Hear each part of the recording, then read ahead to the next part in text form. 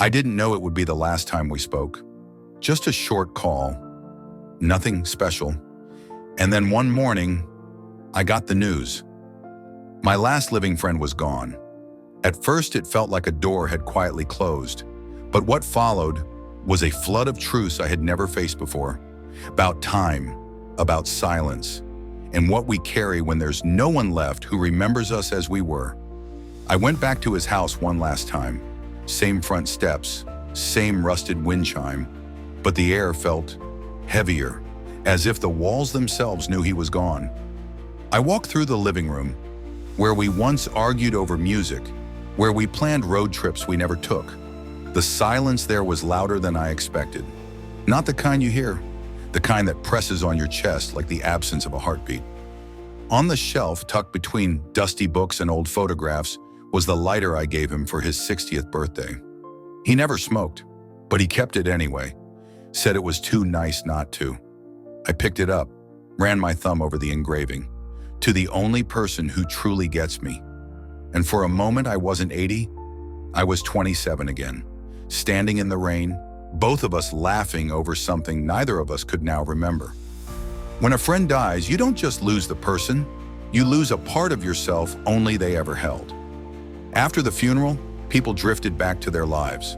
But for me, something lingered.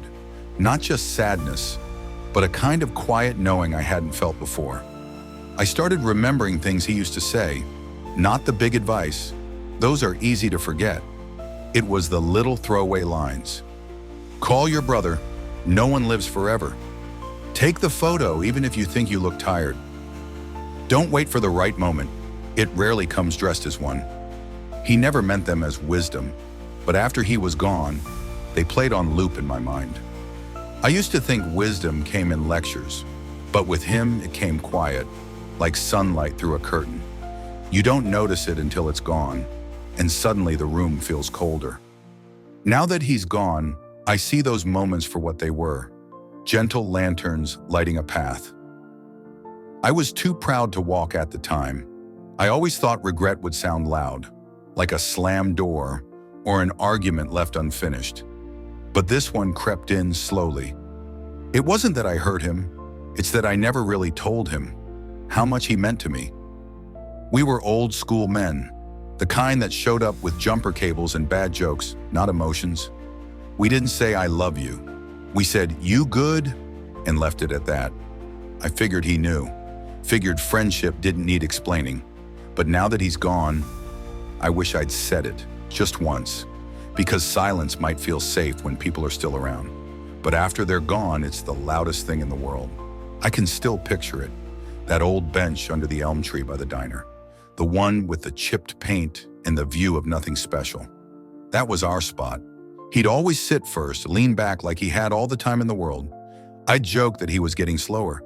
He'd smile and say, maybe, but I still beat you here. If I could sit there with him again, just once, I'd skip the small talk. I'd look him in the eye and say, you mattered more than you ever knew. Thank you for seeing me, the real me, when so few ever did. And maybe I'd ask him something I never had the courage to. Were you ever scared of being the last one left? But the bench is empty now.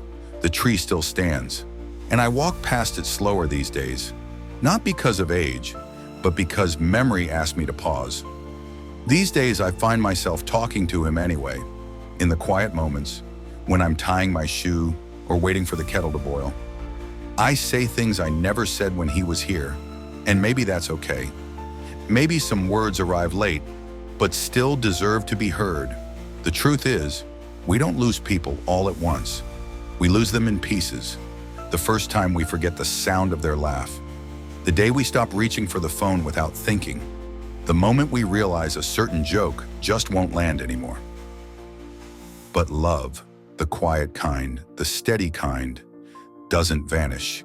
It settles in the way we show up for others, in the softness we offer ourselves, in the patience we learn finally to give.